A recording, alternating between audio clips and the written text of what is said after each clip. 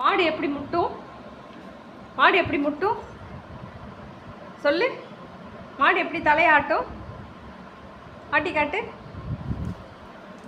உட்காந்து ஆட்டி காட்டு. உட்காரு உட்காரு உட்காரு. மாடு எப்படி தலையாட்டும்? ஆட்டு. அப்படி ஆட்டுமா? எப்படி ஆட்டும்? மாடு எப்படி ஆட்டுச்சு? தலை எப்படி ஆட்டுச்சு? ஓ, அப்படி ஆட்டுச்சாடி? அப்படியா?